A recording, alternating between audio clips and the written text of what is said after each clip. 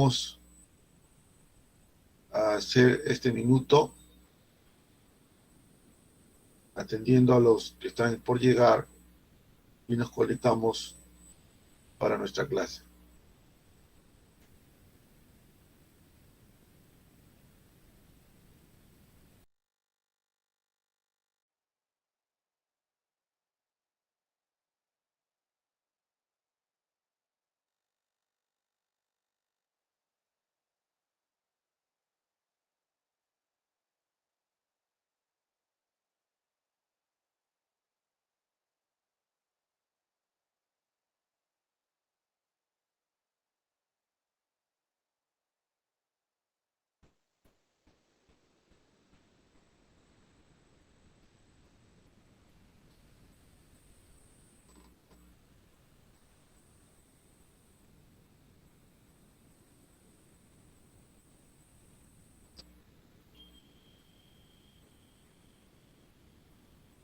Bien, jóvenes, nuevamente muy buenos días a todos. Un gusto para mí reencontrarnos hoy día para nuestra clase de atención y memoria. Vamos a eso entonces. Muy buenos días, Jennifer. Vamos con nuestro PPT.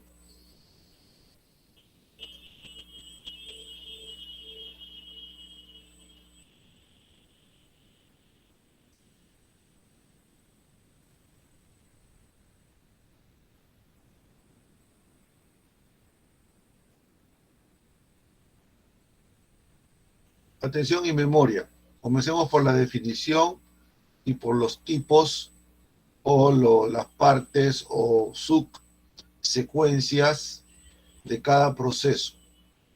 La última clase desarrollamos sensación y percepción. La sensación es el primer proceso cognitivo. Hay un cambio en el procesamiento de la información, es decir, un cambio en la información, producto de la sensación. Ahora son datos sensoriales que van a procesarse a través del cerebro, ¿no? Van a llegar a través del sistema nervioso, perdón, y la información sensorial llega al cerebro, donde se va a producir la percepción. Estudiamos algunas leyes de la percepción, que sería el segundo proceso cognitivo, y una vez que ya hacemos el reconocimiento o podemos darle un significado a lo que estamos percibiendo, pasaríamos a continuación a la atención, que será entonces el siguiente proceso cognitivo o cognoscitivo como secuencia en el procesamiento. Luego de la atención vendrá la memoria, y aquí la secuencia es bastante estricta. De la atención, lo que es atendido podrá ser pasado finalmente o podrá llegar a almacenarse en la memoria. La información que atendemos pasará finalmente a ser parte de nuestros recuerdos. Veamos eso entonces. Acá tenemos una bienvenida con una pregunta a partir de un gráfico. ¿Cuántas mariposas y flores hay en la imagen? A ver, ¿quién se anima a responder?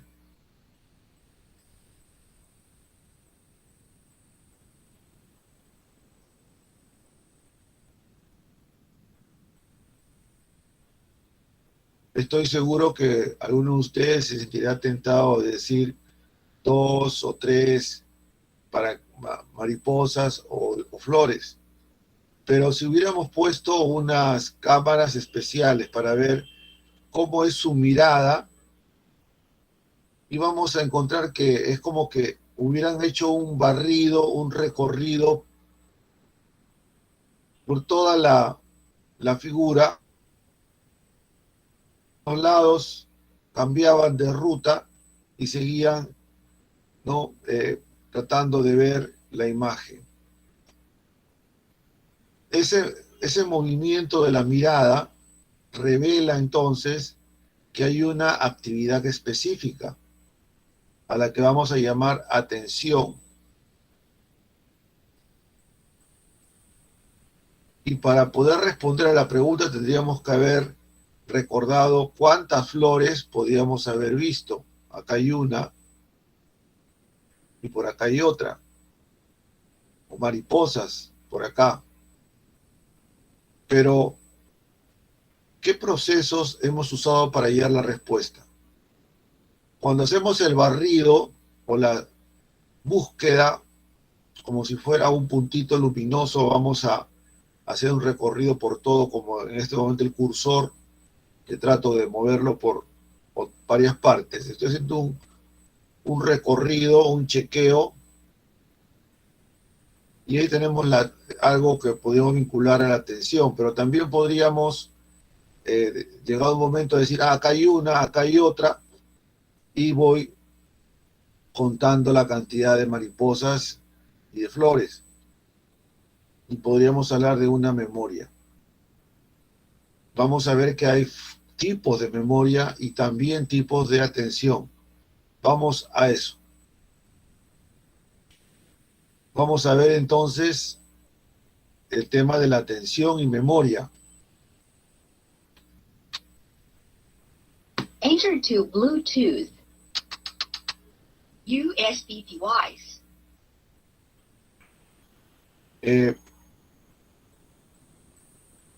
La definición de atención,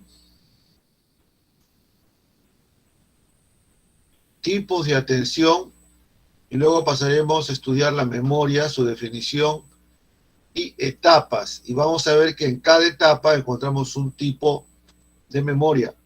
Son 3 memorias. Pero luego tocar el tema del olvido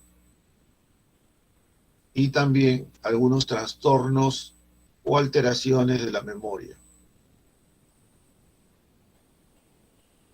La atención se puede definir como un proceso cognitivo de selección de la información.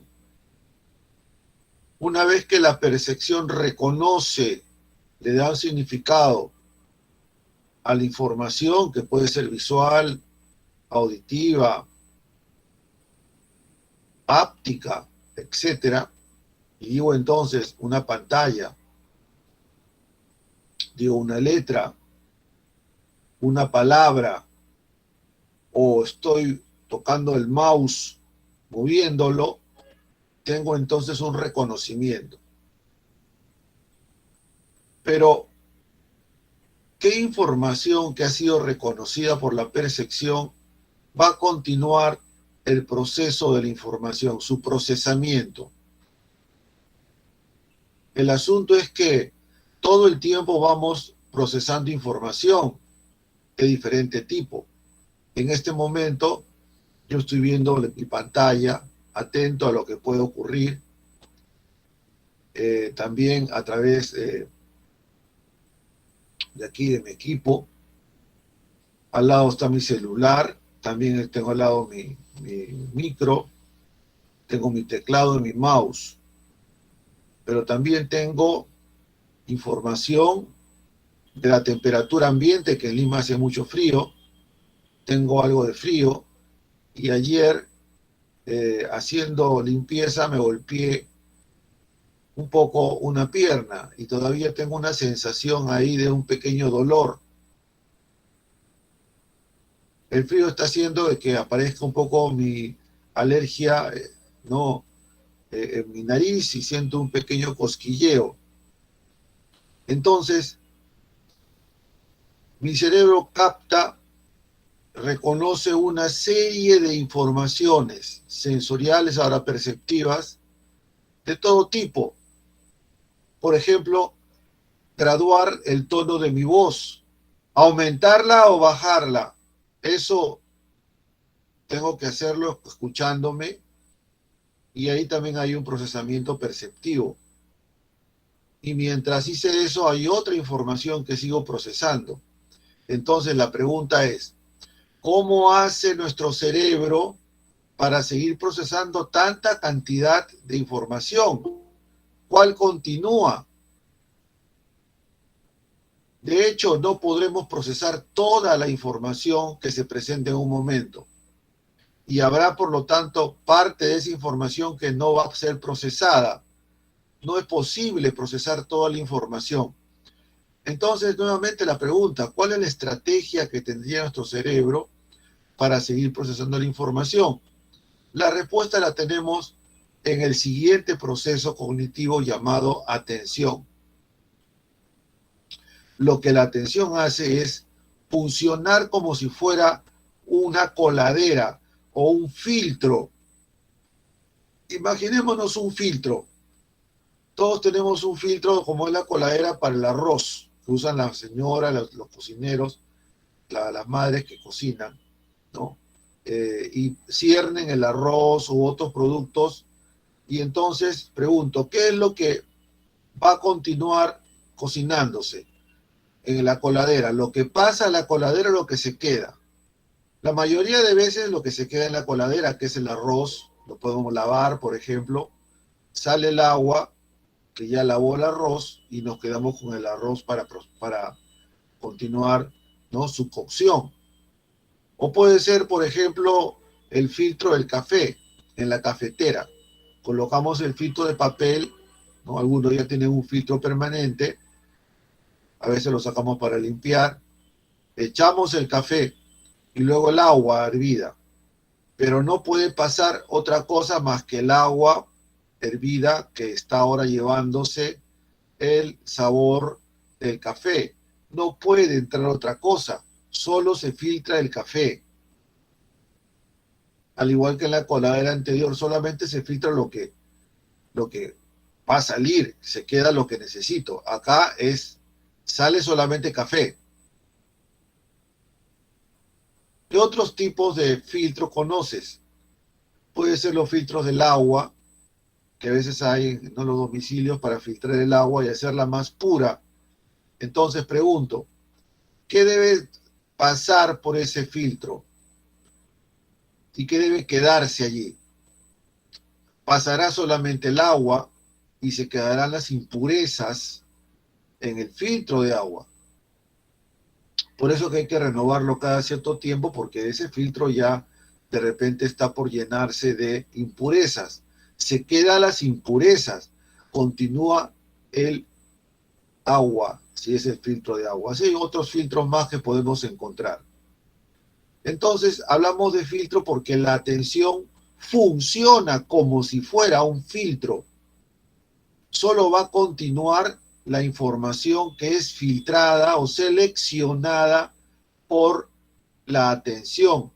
La información que no es seleccionada, por lo tanto, no pasará, se quedará ahí y se perderá. Información que fue reconocida se perderá porque no se filtró por la atención. De ahí que se menciona aquí, es el proceso de selección de la información o filtro o filtraje de la información. Entonces, cuando yo aumento el volumen de mi voz, ¿no?, o muevo el cursor, es porque he atendido eso para procesarlo mejor, gradúo mi tono de voz, gradúo mis movimientos con el mouse, y esa es la información que pasó la atención. Continuó su procesamiento. Y vamos a ver que el proceso de la atención tiene tipos o formas de atención. Veamos entonces los tipos de atención. La atención selectiva, la atención sostenida y la atención dividida. En la parte superior a la derecha tenemos un grupo de niños ya cercanos de repente a la pubertad, que están muy concentrados en sus dispositivos, en sus celulares. ¿Qué atención es la que vemos ahí? Podrán pasar muchas cosas alrededor de ellos, hasta importantes, pero como están atendiendo, han focalizado su celular, atienden su celular y no otra cosa, se le llama atención selectiva, que es la primera atención que se descubre. Los investigadores descubren primeramente la atención selectiva. ¿Qué otra información puede competir con la atención selectiva o para ganar la atención selectiva? Tendría que ser una información igual o mayor de importancia o en intensidad.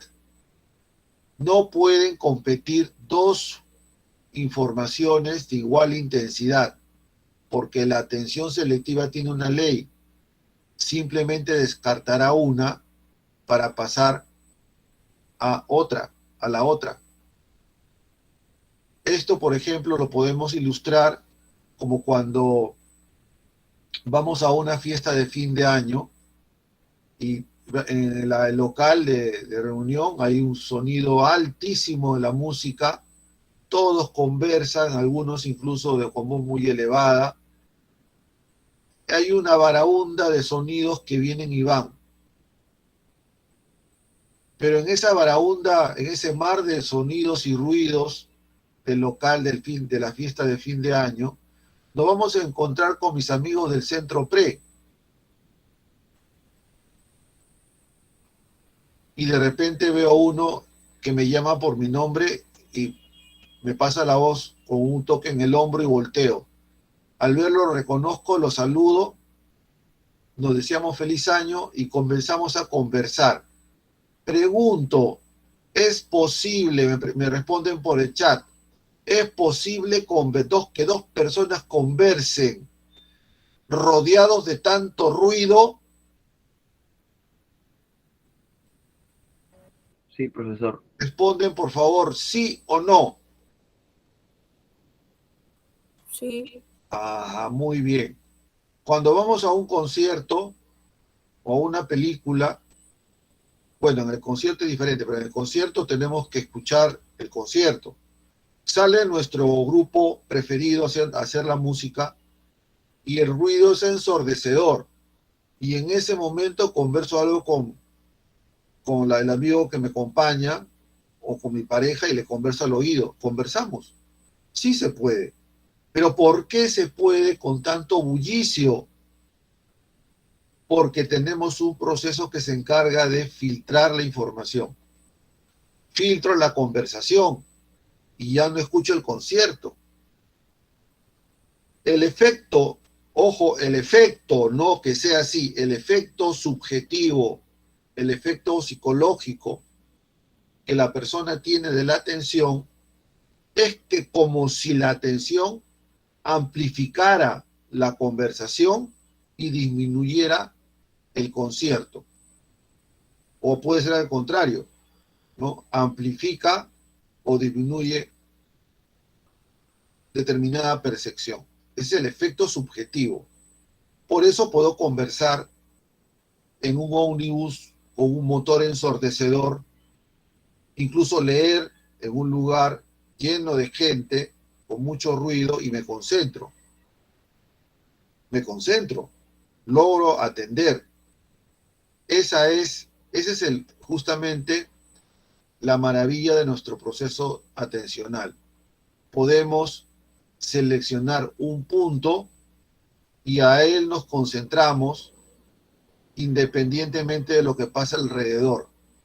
Pero lo que pasa alrededor, cuando nos concentramos, pasará inadvertido o muy poco advertido. Ese es el costo de la atención selectiva. Todo el tiempo focalizamos un punto. En este momento estoy focalizando en el movimiento del mouse y las palabras que tengo que decir. En un momento atiendo más las palabras que debo decir, entonces la atención selectiva define qué digo. Una vez que podemos seleccionar un punto,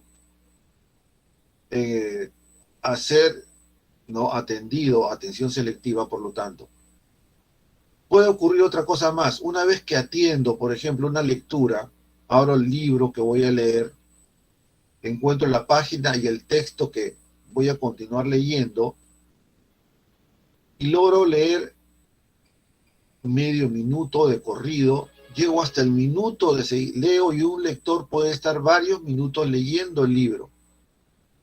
Ahí no solamente he seleccionado el texto que quiero leer, he seleccionado atención selectiva, lo demás ya no se selecciona, los ruidos, el perro ladra, tocan el timbre de la puerta, hasta te llaman a ti, pero tú estás leyendo. Has seleccionado la lectura. El punto es que puedes mantener esa selección durante mucho tiempo, durante varios minutos. Cuando se trata entonces de que la atención se mantiene en un punto, un tiempo relativamente prolongado, deja de ser atención selectiva para ser ahora atención sostenida. Y el lector es el ejemplo de la atención sostenida. Nos mantenemos atentos. Es cuando estoy viendo mi televisor y aparece la escena que me cautiva y atiendo ahí. En ese momento se dieron muchas cosas a mi alrededor. Te dijeron algunas cosas, tu celular comenzó a darte indicaciones, tú estás atendiendo la pantalla del televisor que llamó tu atención y sosteniste tu atención varios minutos, más si es la serie que estás esperando ver. Entonces, la atención sostenida es la atención vigilante, la atención que se sostiene en el tiempo, de ahí su nombre, se sostiene en el tiempo, atención sostenida. La atención sostenida, por lo tanto, incluye a la atención selectiva, puesto que primero tengo que seleccionar para después sostener la atención.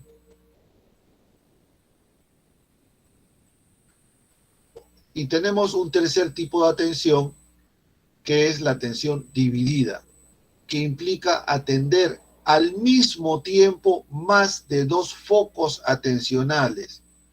En este caso, lo que no debe hacerse, bueno, supongamos que acá la persona está dentro de su automóvil, pero no está manejándolo. Pero lo que no debe hacerse es manejar y ver el celular, porque se ha demostrado que mientras atiendes el celular y manejas, mientras atiendes el celular, solamente un segundo bastará para que pueda haber un accidente. En el momento que atiendes tu celular mientras manejas, pasa una viejecilla por la calle, ¿y qué puede ocurrir? Un accidente. Por lo tanto, la ley menciona, no se debe manejar, ¿no?, mientras estamos atendiendo el celular. Aparte los dos, porque necesitamos la atención selectiva y sostenida para manejar, no para dividir la atención, porque hay un tiempo, si bien es cortísimo, milisegundos o segundos, pueden ser suficientes para iniciar un accidente. Entonces la atención dividida es cuando focalizamos dos puntos al mismo tiempo. Esto puede ser producto de que los dos focos atencionales no compiten entre ellos. Si compiten en su intensidad o en su importancia, la atención selectiva define solamente uno y el otro no se atiende, o pasa de uno al otro, como saltando de un punto al otro. Selecciona un rato un punto y al otro punto después. En la atención dividida no, a la vez, dos puntos simultáneamente. En el ejemplo que está acá se refiere en realidad a que puedo, por ejemplo, enviar un mensaje por el WhatsApp. Y cuando estoy escribiendo, estoy tecleando y a la vez viendo la palabra. Ahí es un ejemplo preciso de atención dividida. En el momento que coges tu celular, lo llevas frente a ti para comenzar a teclear, hay varias atenciones. La atención de tu mano, el movimiento, el levantar tu celular, la secuencia de movimientos que debes usar hasta poder ver tu celular y escribir. Allí se dio atención dividida, porque hiciste varias atenciones al mismo tiempo para poder llevar tu celular frente a ti. Y luego para escribir también, letra por letra y la palabra que se forma. No puedes dejar de ver todo eso para enviar un mensaje. Ejemplo de atención dividida. Un ejemplo es también el músico que tiene que tocar un piano. En una mano es un número de teclas y para la otra mano otro número de teclas. Aparte de cada mano unas teclas, también puede leer la partitura. Ya son 3 focos. Y aparte de eso también puede cantar o dirigir la orquesta. Ya son 3 hasta 4 puntos, hasta 5 puntos focalizados. Atención dividida. Esto es posible cuando conocemos muy bien la actividad y la tarea, como el caso del músico, porque el músico deja su instrumento musical y ya no lo vemos así, con una atención dividida tan precisa. Será una persona normal más para lo atencionalmente hablando, pero la atención dividida se presenta cuando maneja su instrumento. Entonces se da la atención dividida más cuando estamos muy, digamos, conocedores de esa actividad. Otro tipo de atención es la atención voluntaria e involuntaria. La atención involuntaria es cuando la intensidad de la atención, la intensidad de la información o su importancia hace que la atendamos sin que queramos. Como por ejemplo aquí la señora está tranquila yendo por la calle y de repente ve el choque de 2 carros. Es la colisión y también el sonido lo que le hace atender el hecho involuntariamente. Ella solamente pasa por la calle dirigiéndose a comprar. Como la señora que está en el supermercado, elige cada fruta, no se le vaya a pasar una muy madura, y tiene que atender cada fruta que compra. Entonces, ahí tenemos la atención voluntaria. Voluntariamente oriento mi atención selectiva a lo que quiero. La atención involuntaria es de manera no voluntaria, la atención se focaliza en un punto. Yo no quiero ver eso, pero no lo puedo evitar. Atención involuntaria. Vamos a la memoria ahora. La memoria es el proceso cognitivo. Los especialistas hablan de que ya se iniciaría con la memoria, el procesamiento cognitivo complejo. Es el proceso cognitivo complejo de registro, almacenamiento y recuperación de la información. La memoria entonces registra, almacena y recupera la información. Atención a la definición que nos dice incluso las formas de memoria. Hallará una memoria en que se especializa en registrar, principalmente, y otra memoria en almacenar, y otra memoria desde la que podemos comenzar a recuperar la información, sacarla de ahí y recuperarla. Veamos la secuencia y los tipos de memoria.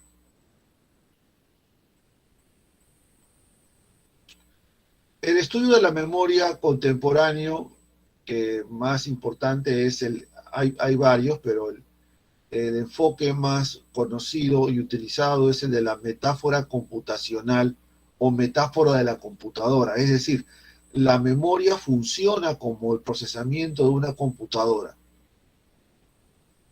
Una computadora efectivamente registra, almacena y recupera información. Registramos, por ejemplo, con el teclado. Cuando comenzamos a tipear, la computadora registra. Cuando colocamos el USB a nuestra computadora, la computadora abre ese registro. Y esa información que vamos tipeando, si es a través de un Word o un Excel, no podemos después almacenarla abriendo un archivo y allí va la información y se queda, se almacena. Y tenemos en nuestra computadora diferentes archivos donde almacenamos información. Y por esos archivos que quedan en la memoria, después puedo, si almaceno música, quiero buscar la música preferida que quiero en ese momento, abro mis archivos de música y puedo buscar y encontrar la que me agrada y recuperarla y escucharla. Recuperé la información. Entonces, el como si fuera una computadora o metáfora computacional permite estudiar la memoria. La memoria que registra, almacena y recupera la información. Esta misma propuesta de análisis nos sirve para ahora encontrar cómo identificar y también describir las tres memorias que se han descubierto. Tenemos la memoria sensorial, la memoria de corto plazo y la memoria a largo plazo. Como registran información, son una especie de almacén, un lugar donde guardo información, un lugar donde guardo la información o registro sensorial, donde guardo la información o almacén a corto plazo, y otra de largo plazo. El registro sensorial es la memoria sensorial, es la que está conectada a la información exterior, efectivamente a la sensación y percepción. Y por lo tanto, ¿cómo funciona el registro sensorial? Cuando tú reconoces que en este momento estoy moviendo el mouse, en ese momento que lo reconoces y dices, el profesor está moviendo mucho el mouse, al cursor en la pantalla del mouse, y reconoces esta acción, cuando la percepción reconoce algo, a esa información se le toma una copia. ¿Qué memoria toma la copia de la percepción? De ahí su nombre, registro sensorial, la memoria que registra. A ver, dígame un ejemplo de registro. A ver, ejemplo de registro que ustedes utilizan a diario. Un registro que utilicen, por favor, por el chat. Un registro, cuando tomas una foto, un selfie, claro, pero ¿dónde tú haces un registro? ¿Dónde un estudiante preuniversitario registra la información? ¿De la vista? En su cuaderno, por ejemplo, en su cuaderno de notas, en la computadora, en su celular. Ahí registra la información. Un registro sería, por ejemplo, que en este momento cojas tu celular y grabas en la pantalla y también grabas el sonido. Ahí estás registrando en tu celular, en tuyo, exclusivamente para ti. Estás grabando la clase. La estás registrando. Cuando anotas algo que dice el profesor en la clase, eso que anotas es un registro de la clase. Bueno, la memoria sensorial registra la información. Le toma una copia, una imagen, una grabación a lo que está procesándose. Entonces, el registro sensorial o memoria sensorial lo que hace justamente es eso, ¿no? La información que es reconocida le toma una copia. Si es una imagen, un registro visual. Si es un sonido, un registro auditivo. Y tiene muy poco tiempo para hacerlo. Tiene milisegundos. Menos de un segundo para hacer ese trabajo. Una vez que registra, vuelve a registrar. Nada más. Solamente se encarga de registrar. Incluso no decide qué registrar. La que decide qué registrar es el mecanismo de control que tiene la memoria sensorial. Y cada memoria, cada una de estas tres, tiene un mecanismo de control diferente. El mecanismo de control de registro sensorial es la atención.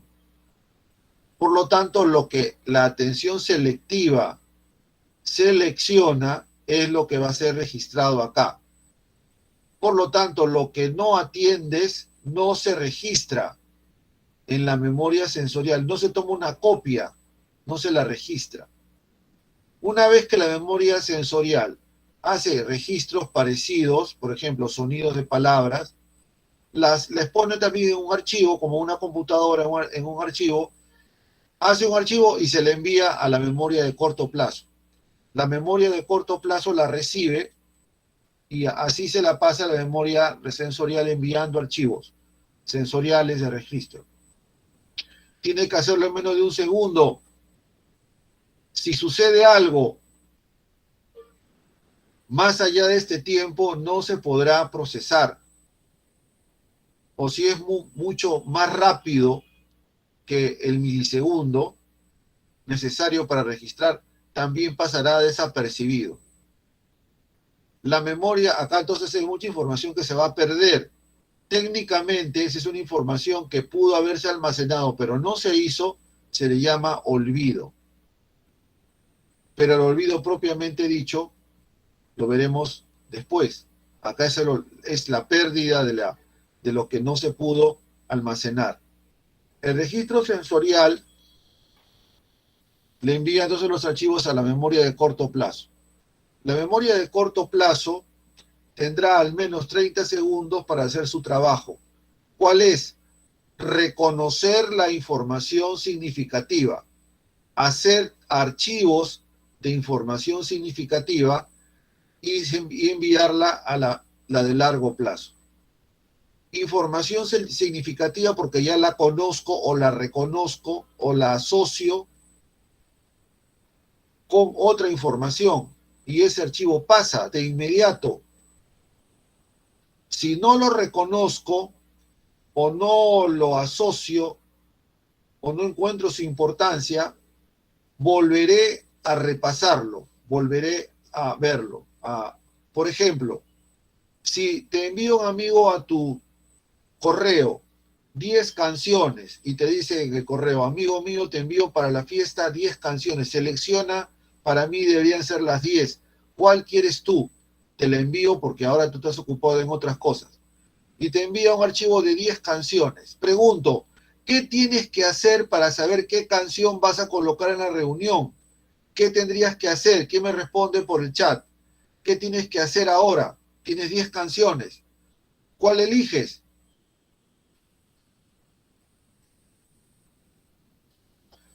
El registro sensorial elige qué va a registrar porque la atención se lo define. Cuando tú coges tu celular para grabar algo, pregunto, ¿tú quieres grabar con tu celular algo? ¿No? Ya. Pregunto, ¿quién decide qué grabas? Tu celular que tiene la cámara está acá. Pero ¿quién decide qué grabar? ¿Quién dice esto sí, esto no? Obviamente tú eres la atención que decide qué grabar. La cámara es la memoria sensorial.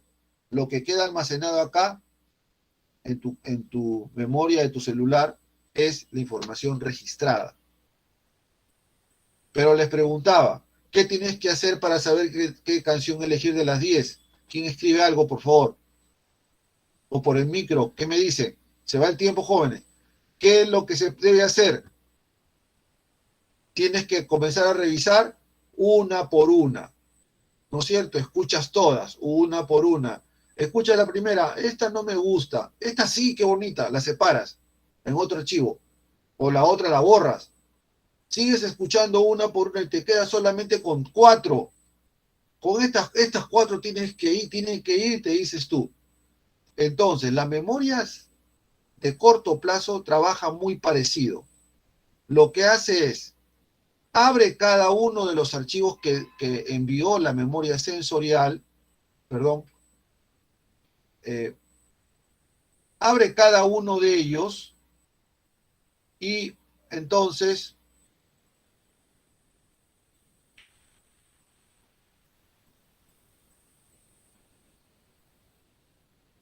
abre cada uno de ellos y elige cuál, repasándolo, tiene que revisar. La información que no es significativa, se la revisa, es como que otra vez escuchas la canción para elegirla o no, para encontrarle algo de importancia o significación. Y si lo logras, la memoria a corto plazo hace otro archivo que también enviará a la largo plazo. Tiene un tiempo para hacerlo. Aquello que no se almacena va a ir de repente a un archivo, pero con información confusa o que no tiene mucha importancia y es candidata a ser posteriormente olvidada. En la memoria a largo plazo actúa como un almacenero. sencillamente recibe la información, la selecciona por el tipo de información y luego la va a llevar a un almacén. Ahí se quedará durante largo plazo, de ahí su nombre. Entonces, la memoria sensorial registra la información que llega a los receptores, tiene una capacidad limitada de información, menos de un segundo, o sea, en milisegundos.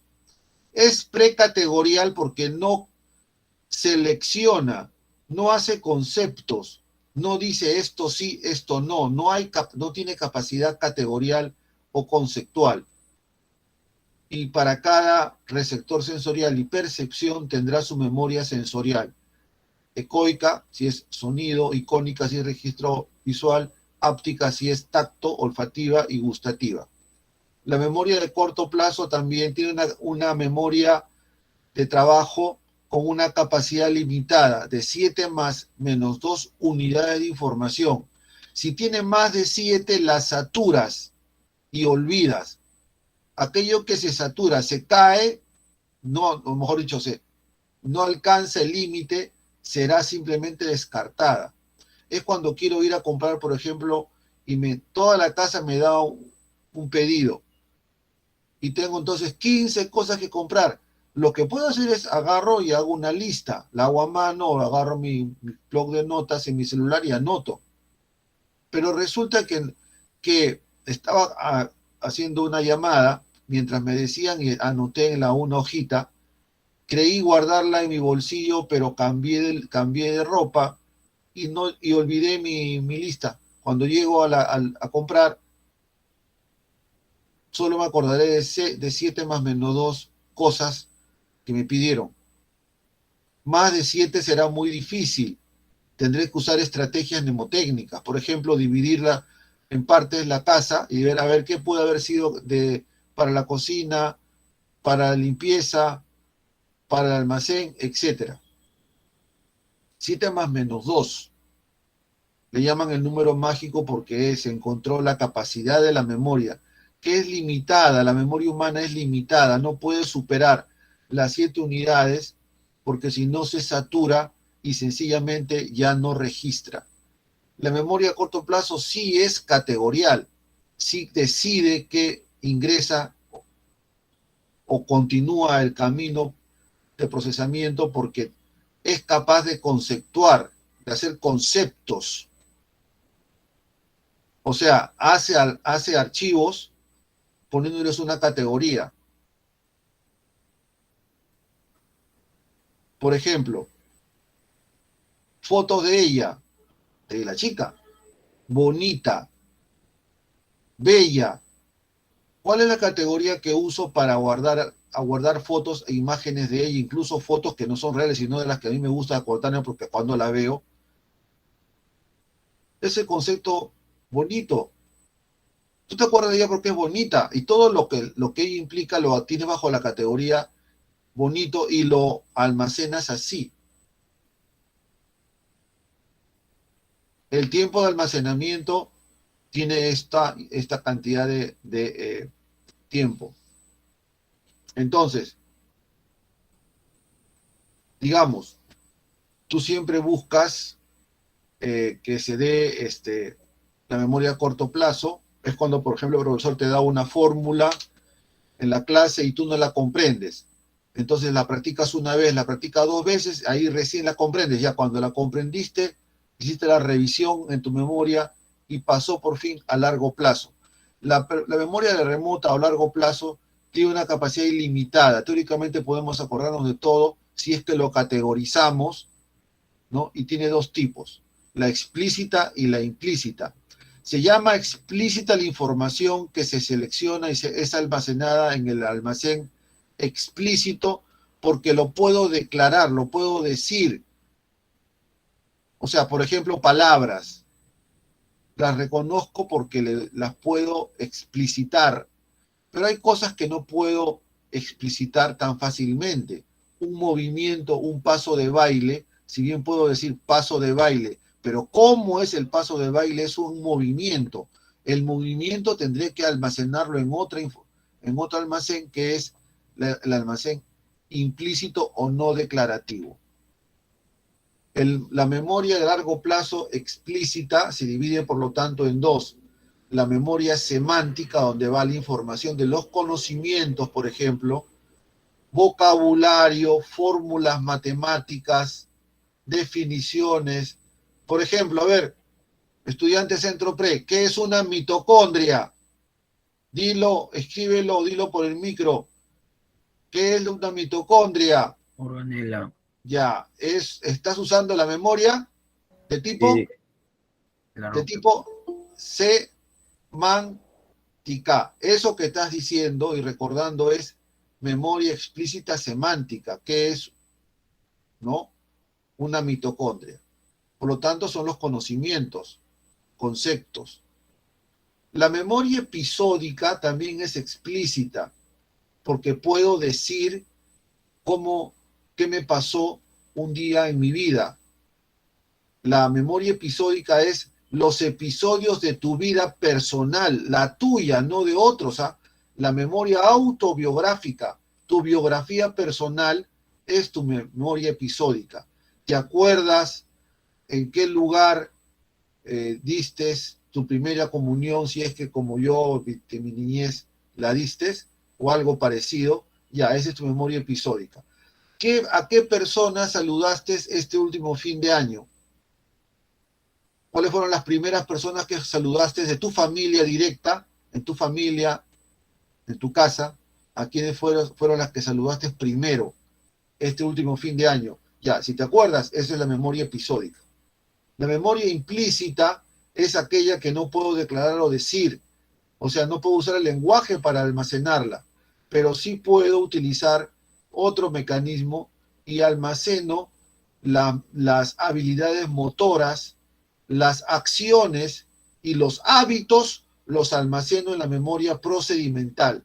Por ejemplo, pasos de baile, manejar bicicleta, escribir, movimientos, ¿no?, secuenciales para alguna acción, para alguna meta, son almacenados en la memoria procedimental.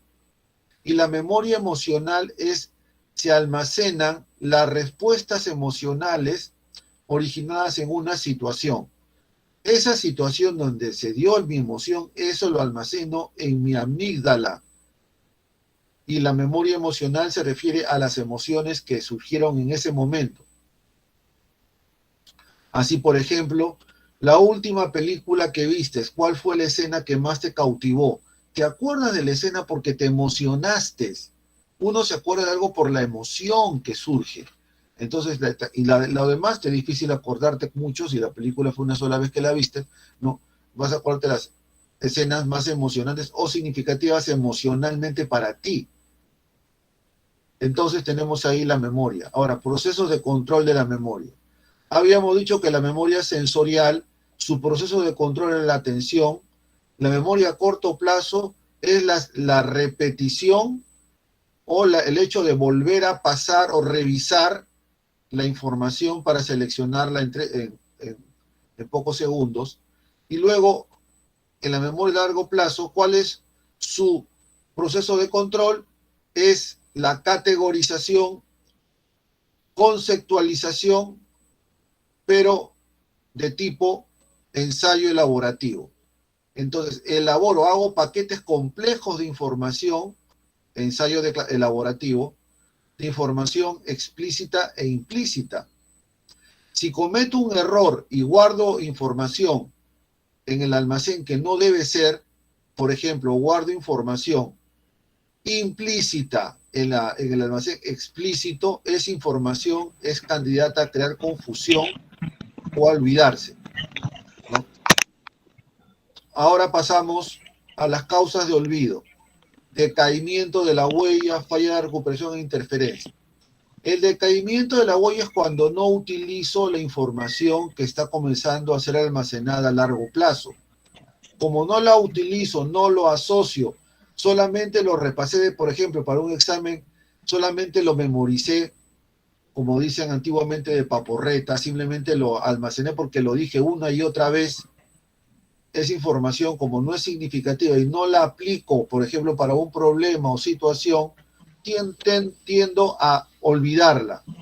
No repasé y no me acuerdo. La causa de olvido por falla de recuperación es cuando, por ejemplo, almaceno la información implícita y aló, hay un micro, por favor, que está encendido. Hay un micro que está, por favor, encendido. Aló, revisen sus micros, por favor. Joelito Uriarte, Joelito. Bien, entonces, en la memoria, en la falla de recuperación, almaceno algo de manera implícita y quiero recuperarlo de manera, ¿no? Procedimental. Entonces, almaceno, por ejemplo, una imagen y quiero recuperarla con palabras. Y ahí puedo tener falla de recuperación. Me dicen una dirección verbalmente y luego yo quiero ubicarla por un mapa o viceversa. Ahí puede haber errores. Dice, creo que puede ser aquí. No, ya estoy a punto de acordarme. Es que te la dijeron verbalmente y tú ahora lo quieres pasar a nivel visual en un mapa. Por ejemplo. Y la interferencia es cuando, por ejemplo, estudio, por ejemplo, inglés y simultáneamente quiero estudiar, no sé, otro idioma, puede ser de repente un alemán.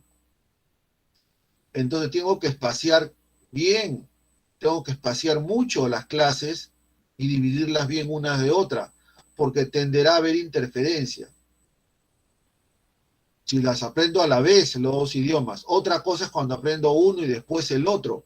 Incluso ahí podría haber algún tipo de interferencia porque fonológicamente hay palabras parecidas. Entonces, puede haber interferencias. Trastornos de la memoria. Pueden ser amnesias o paramnesias. Amnesia significa no memoria, o sea, se pierde la información. Amnesia puede ser globales o parciales. Paramnesia es casi pérdida o confusión de la memoria. Paramnesias. Las amnesias retrógradas, lo que sucedió en el pasado, retro, anterior. Anterógrafa, lo que se da en el, digamos, en lo que viene.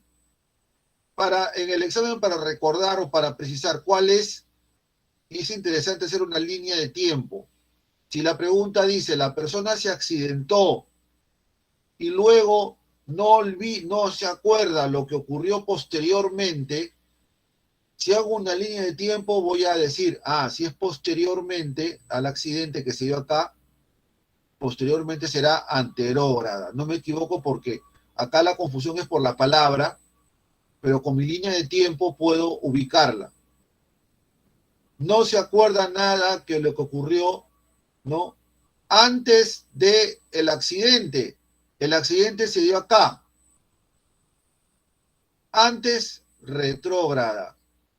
La línea de tiempo me permite ubicar la solución. Les sugiero que hagan eso para solucionar estos problemas. Y las paramnesias o falso reconocimiento no implica olvido, sino confusión o sobreposición. El déjà vu y el jamais vu. El déjà vu es, ¿no? Ya lo vi, o lo ya visto. El déjà vu en francés, ya lo vi. Y el jamais vu, jamás lo vi, nunca lo vi. Entonces, hay personas que ingresan a un ambiente novedoso, por primera vez llegan al centro pre, nunca lo conocieron, ingresan al salón y dicen, oye, yo he estado acá antes. Yo he estado aquí antes, ahí está la pizarra, esta carpeta, yo la conozco. Yo me sentaba acá antes. Estoy en el mismo salón, ¿cómo es posible? Déjà vu, porque objetivamente nunca estuviste ahí, estuvo cerrado. Nunca estuviste. Déjà vu. O, por ejemplo, hay personas que dicen, oye, pero a mí me parece que yo conozco este salón, pero yo lo conozco. O mejor dicho, dices, la persona, me corrijo, dice la persona, oye, este salón yo nunca lo he visto, nunca he estado acá antes. Y has entrado al mismo salón, lo que pasa es que le habían dado una limpiada y han hecho cambios, ¿no? Limpieza y cambios, entras al salón y dice, pero yo esto creo conocerlo. Yo ya le he visto esto, ¿no? No sé, creo que no lo conozco. Este salón, ¿qué pasa aquí? En realidad, la persona dice que no lo conoce, pero es el salón que siempre estuvo allí. Lo que pasa es que unos días hicieron unos cambios, ¿no? Nunca lo he visto, pero realmente sí lo conoce. Dice, nunca lo he visto, este salón no lo conozco, pero sí estuvo ahí antes. Llamas View. Entonces tenemos ahí los trastornos de memoria. Los trastornos de memoria que implican deterioro o una enfermedad neurodegenerativa como el Alzheimer, ¿no? El Alzheimer es cuando hay una pérdida de neuronas o de parte de la neurona, o sea, ya no la neurona no puede producir ciertos neurotransmisores, se pierden ahí partes de la neurona o completa, ya comenzamos a ver un deterioro esa información definitivamente que estaba ahí se perderá, porque la memoria también almacena en cada neurona puede haber también recuerdos, o también en ramas, o en individuales. Entonces, si se pierde eso, se perderá la memoria. Y es lo que le ocurre con los pacientes.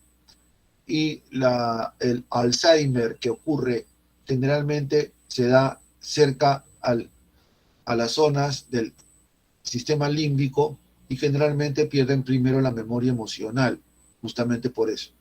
Bien, jóvenes, hasta acá hemos llegado. Hemos logrado hacer todos los temas implicados. Tenemos ahí medio minutillo. ¿Alguna pregunta? Rápidamente, jóvenes, si no nos despedimos hasta la siguiente. Han respondido ahí muchos alumnos. Bien, entonces, jóvenes, que les vaya muy bien, a seguir estudiando hasta la siguiente reunión. Nos vemos. Muchas felicidades. Gracias a ustedes por atender. Hasta luego.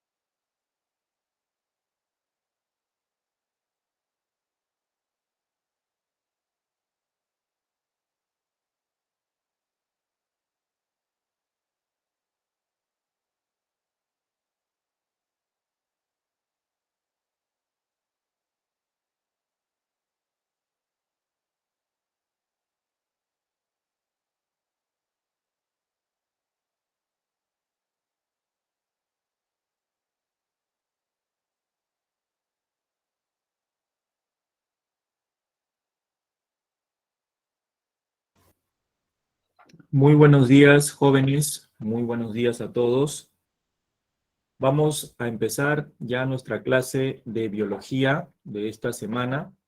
Estamos ya entrando a la semana 8 y el día de hoy vamos a tocar el tema de coordinación química y sistema inmunológico.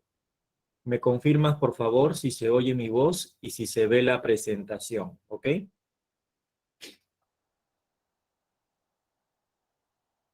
Cualquier consulta, bueno, me la puedes hacer o si no, también si gustas, puedes escribirme en el chat, ¿ya? Vamos a comenzar, jóvenes.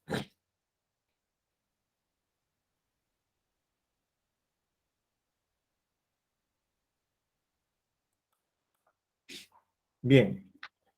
Hay una característica en los seres vivos que se denomina irritabilidad. Y la irritabilidad viene a ser la capacidad que tiene el ser viviente ya sea unicelular o pluricelular, en poder responder a cualquier estímulo de su entorno. Nosotros, los animales, respondemos a los estímulos gracias a un sistema que tenemos en el cuerpo, que es el sistema nervioso, y también otro sistema que es el sistema endocrino. Estos dos sistemas actúan de manera coordinada para poder hacernos responder a los estímulos. Es decir, para responder a los estímulos tenemos que realizar una coordinación entre el sistema nervioso y el endocrino, ¿ya? Y muchas veces la coordinación es una coordinación química. Pero las plantas, por ejemplo, no presentan sistema nervioso. ¿Cómo responden a los estímulos las plantas? Como en las plantas no hay sistema nervioso, la coordinación entre células, tejidos y órganos solo se realiza por medio de sustancias químicas, conocidas como fitohormonas. Profesor, ¿y nosotros no producimos hormonas también? Claro, nosotros los animales también producimos hormonas, ¿no? Sustancias químicas de naturaleza orgánica que nos ayudan también en la coordinación y en las respuestas, ¿no?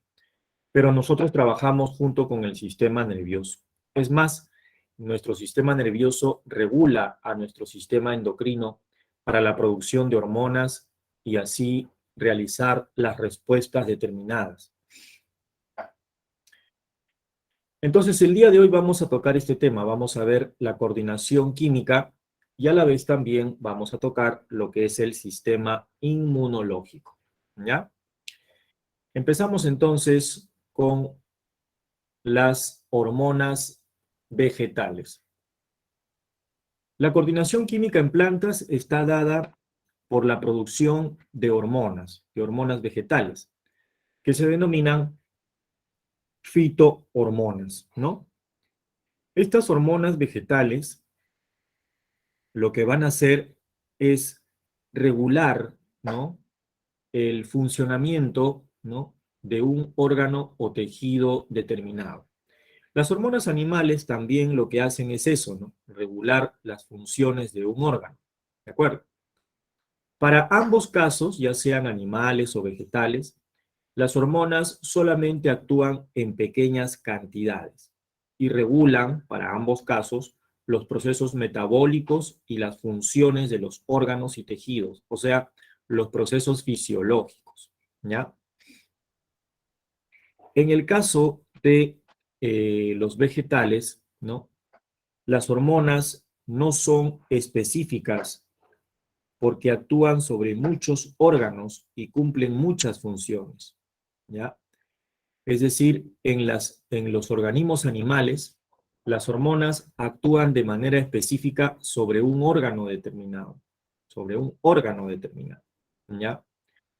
En cambio, en las plantas, las hormonas vegetales pueden actuar sobre varios órganos a la vez, ¿ya?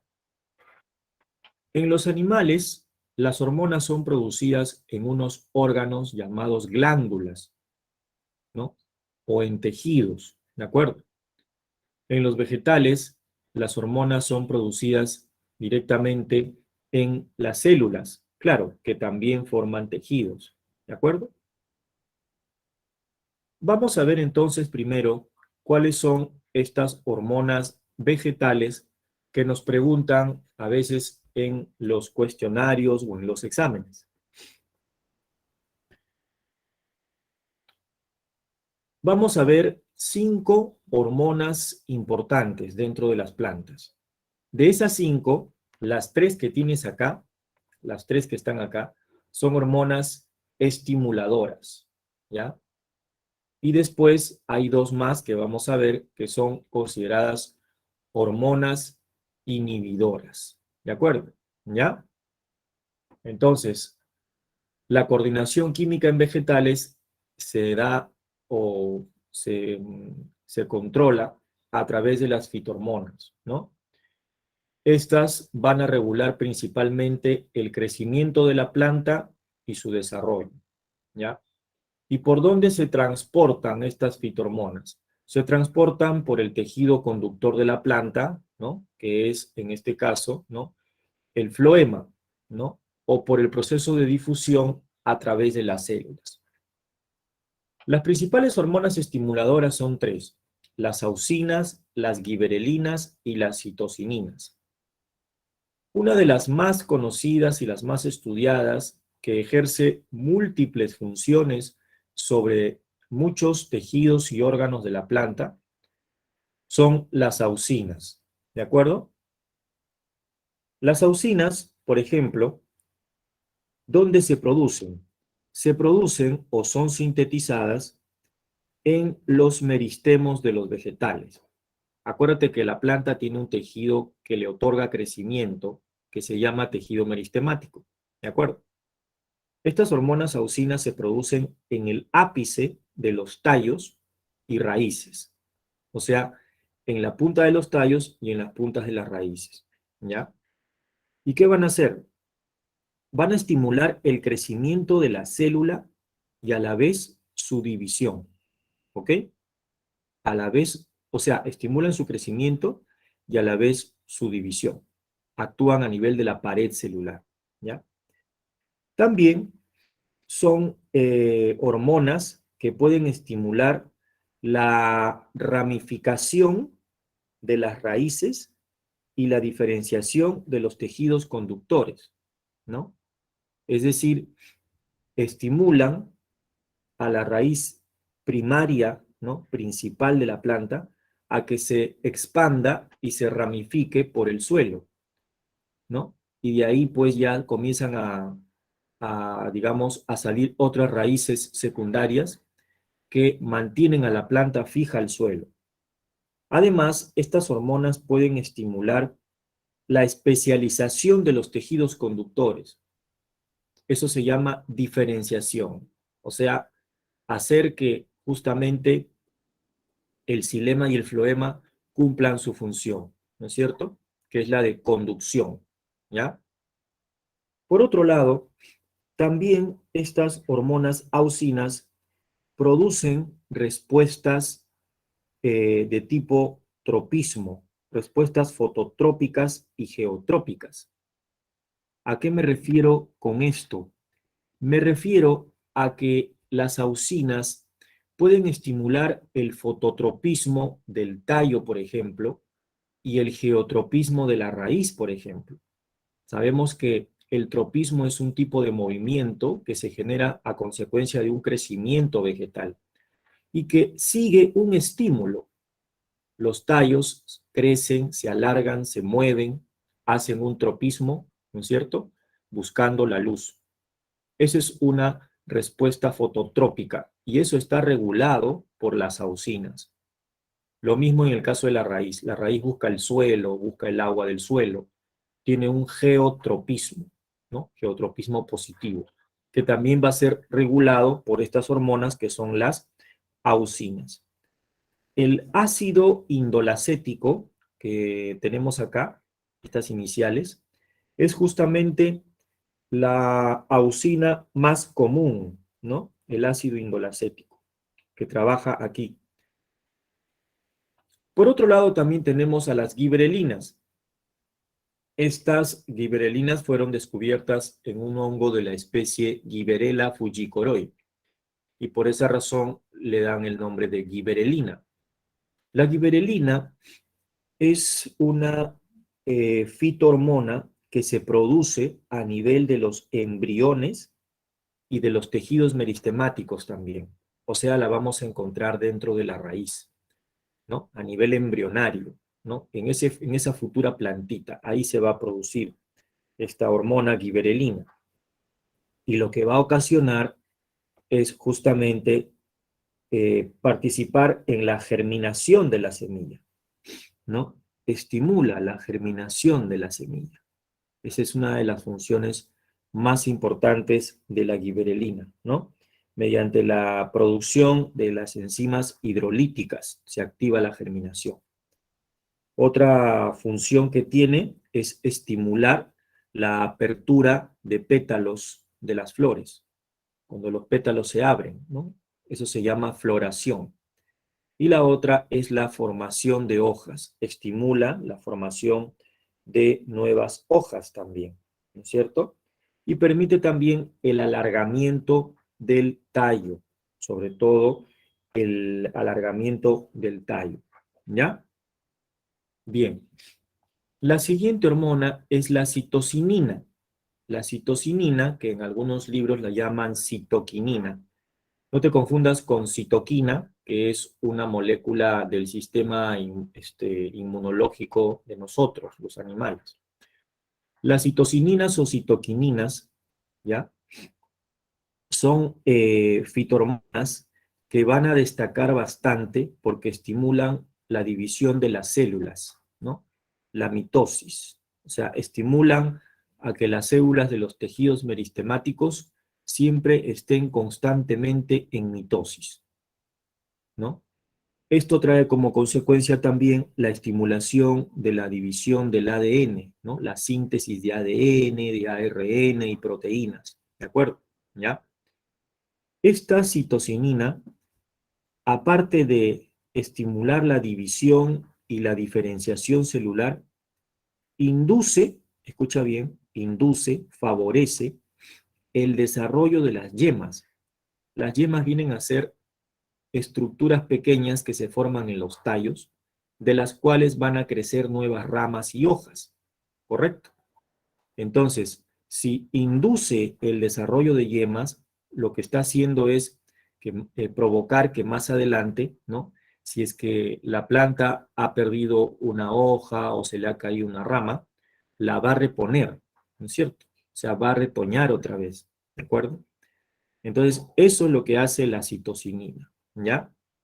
Por eso que aquí se emplea una palabra, ¿no? Una frase. ¿Cuál es? Previene la senescencia vegetal, o sea, previene el envejecimiento de la planta, ¿no? ¿Qué significa esto? Que evita la caída de hojas. O si se cayeron las hojas, ¿no? Renueva las nuevas hojas, las nuevas ramas. O sea, mantiene a la planta, ¿no?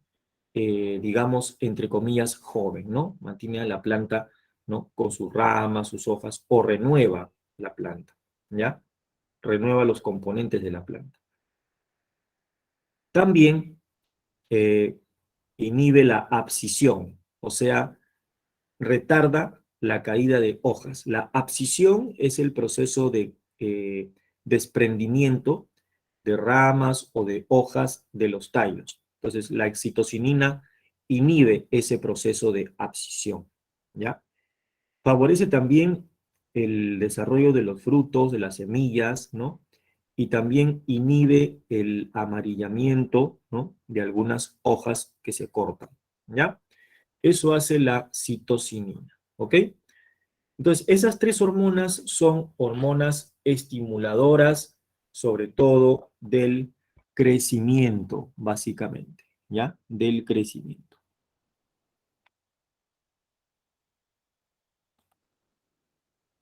Luego tenemos las hormonas inhibidoras, ¿no? Las hormonas inhibidoras son el ácido abscísico, simbolizado como ABA, ABA, y el etileno, que es una hormona gaseosa, ¿ya?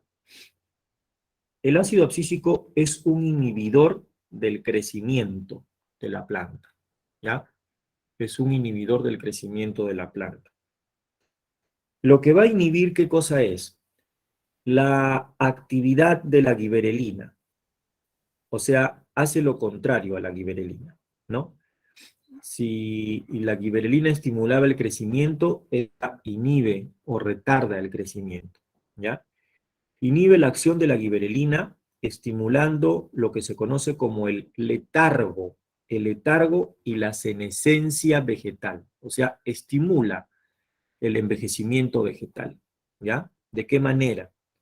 Por ejemplo, estimula la caída de hojas, estimula la caída de frutos, ¿de acuerdo? ¿Ya?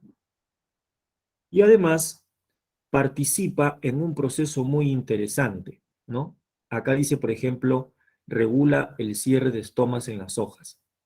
Cuando una planta se encuentra en un ambiente, por ejemplo, en donde hay escasa cantidad de agua y no hay mucha disponibilidad de nutrientes, ¿no? O sea, está pasando por una época de sequía, vamos a decirlo así. Entonces la planta no se puede dar el lujo de transpirar en un ambiente con bastante calor. Si transpira, los estomas se abren y pierde vapor de agua. Entonces se va a deshidratar. A eso se le llama estrés hídrico. La planta entra en un estrés hídrico, ¿no? Le falta agua. Entonces lo que tiene que hacer es tratar de retener todo el agua posible dentro de su cuerpo y comienza a cerrar sus estomas. ¿Qué hormona hace que los estomas se cierren? O sea, ¿qué hormona motiva esto? Justamente el ácido abscísico. Entonces, diremos que el ácido abscísico ya regula el cierre de los estomas en las hojas en épocas de sequía. ¿De acuerdo? ¿Ya? Eso es lo que hace. ¿Ya? Y en otras funciones tenemos que estimula la caída de los frutos y hojas también. ¿Ya? Ahora, el etileno, como podemos ver aquí, es una hormona gaseosa que se forma en los tejidos de las plantas que tienen flores, porque a partir de las flores se forman los frutos, ¿ya? Las espermatofitas son plantas con flores. ¿En qué va a intervenir? Va a intervenir acelerando la maduración de los frutos, ¿ya? Esa es la principal función. Otras funciones que tiene el etileno es participar en el gravitropismo, intervenir en el gravitropismo. ¿Qué cosa es el gravitropismo? Es el crecimiento en respuesta a la aceleración de la gravedad, el crecimiento de la planta, ¿ya? También estimula eso. Y también participa en la senescencia vegetal, ¿ya?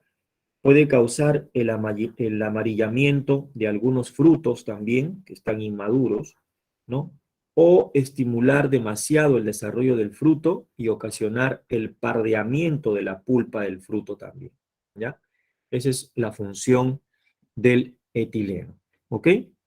Entonces, aquí vemos, por ejemplo, las zonas en donde encontramos las diferentes hormonas que hemos mencionado, ¿no? Y sus funciones, ¿no? En este caso aquí vemos las citocininas, ¿no?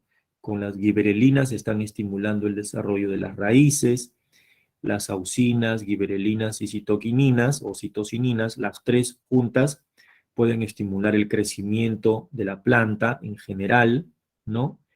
En este caso el ABA o el ácido abscísico puede estimular la caída de frutos, de hojas, ¿no es cierto? Y las citocininas también están estimulando pues la renovación de hojas, ¿de acuerdo? ¿Ya? Entonces, eso es en cuanto a las fitohormonas, ¿ya? Esto de aquí simplemente es para recordar la función del ácido abscísico. Justamente se llama así, ácido abscísico, porque estimula la abscisión de las hojas, o sea, la caída de las hojas, ¿no? Aquí, por ejemplo, esta hoja, ¿no? Todavía no se cae, ¿no? Está en una fase de mantenimiento, ¿no?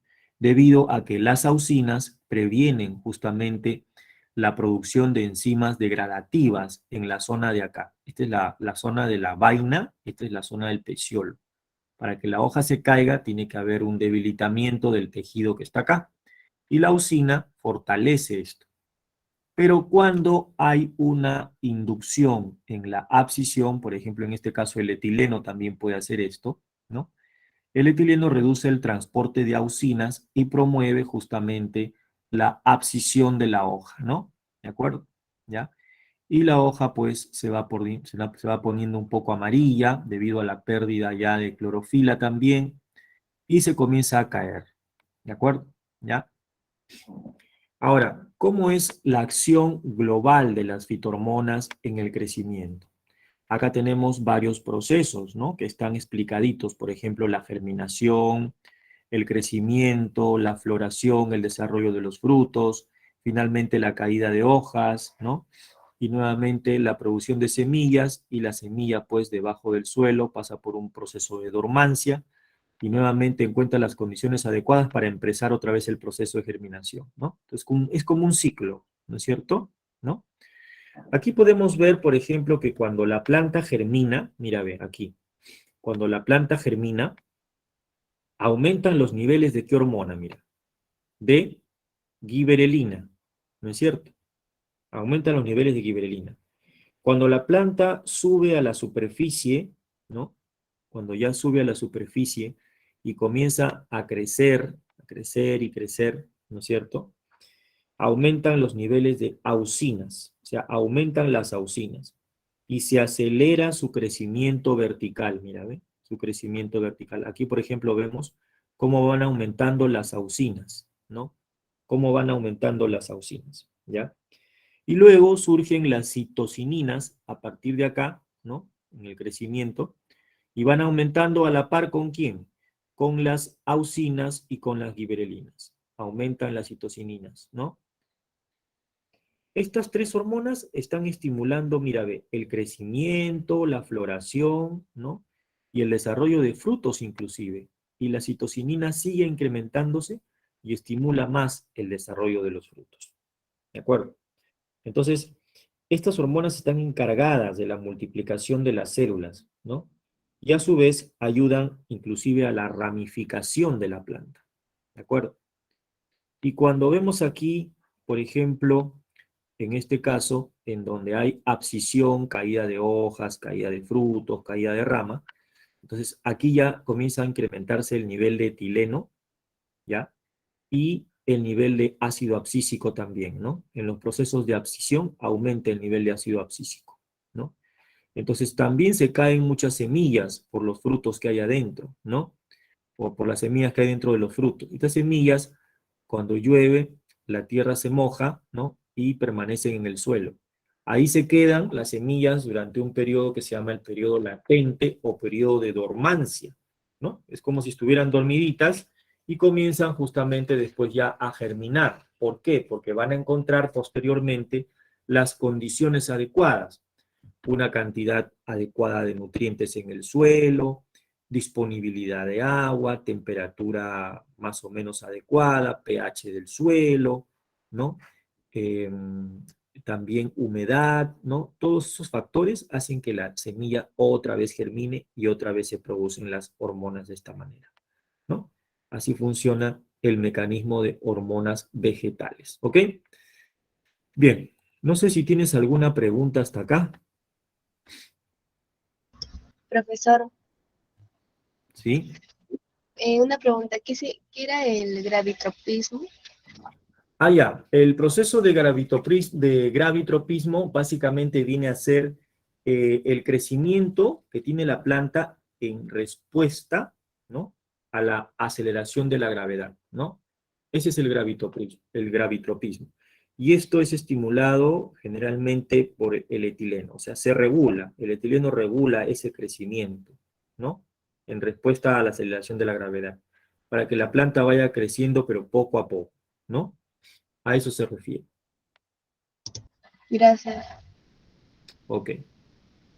Bien. Continuamos entonces. Acá me pregunta Ariana, dice, suele haber una pregunta sobre acelerar la maduración de una fruta envolviéndola en periódico. ¿Podría explicar sobre eso, por favor? Ya. Para poder acelerar la maduración de los frutos, los puedo poner o colocar juntos en un envase o envolverlos, como tú dices, en un periódico, ¿no? Para evitar el proceso de aceleración, de maduración en presencia de oxígeno, ¿no? Pero de igual manera, las frutas o los frutos en formación, ¿no? Van a comenzar a liberar este gas, esta hormona gaseosa que es el etileno, ¿no? Y que puede estimular su maduración. Si yo quiero estimular la maduración de los frutos, ¿no? Yo los puedo juntar, los puedo poner más juntos, por ejemplo, unos plátanos o una manzana, o plátanos solo, o manzanas, o mandarinas, por ejemplo, ¿no? Y van a liberar esta hormona. el etileno, y va a estimular la maduración de los frutos más rápido, ¿no? Muchas frutas a veces cuando están juntas maduran más rápido, ¿no? Y para facilitar esto también se puede colocar en una bolsa o en un papel, ¿no? Para que puedan, pues, digamos, madurar un poco más, ¿no? Acá, por ejemplo, en la imagen, déjame ver aquí, anterior, vemos cómo este plátano de aquí, ¿no? Al comienzo está verde y después comienza a ponerse amarillito, ¿no? Pero, claro, nosotros lo compramos más o menos así, ¿no? Cuando está amarillito, porque sabemos que cuando está amarillito, ¿no? La cáscara pues produce una serie de sustancias que también, ¿no? Ocasionan el color justamente de la parte del epicarpio que protege el fruto. Pero después se comienza a oxidar en presencia de oxígeno, comienza a pardearse por la gran cantidad de etileno que se produce. A veces se utilizan gases como el CO2, ¿no? Que se pueden usar en casos de que los frutos vayan, digamos, como mercadería para poder trasladarlo de provincia a Lima, ¿no? Y retardar un poco la liberación de etileno. En este caso, el CO2 es un gas también que puede retardar la liberación de la hormona gaseosa que es el etileno, ¿no? Si es que queremos retardar la maduración de los frutos, ¿ya? Bien, no sé si de repente respondí tu pregunta, ¿ok? ¿Sí? Bien, continuamos entonces, ¿ya?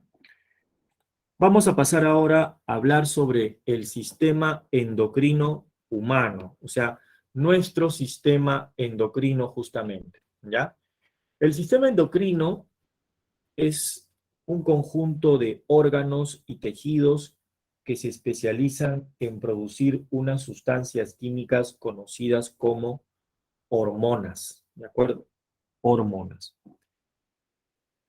¿Qué son las hormonas? Las hormonas vienen a ser moléculas orgánicas, moléculas de naturaleza orgánica, que van a regular el funcionamiento de un órgano. Las hormonas no le crean la función al órgano, la regulan. El órgano ya tiene su función determinada. La hormona lo que hace es regular el funcionamiento de ese órgano, ¿ya?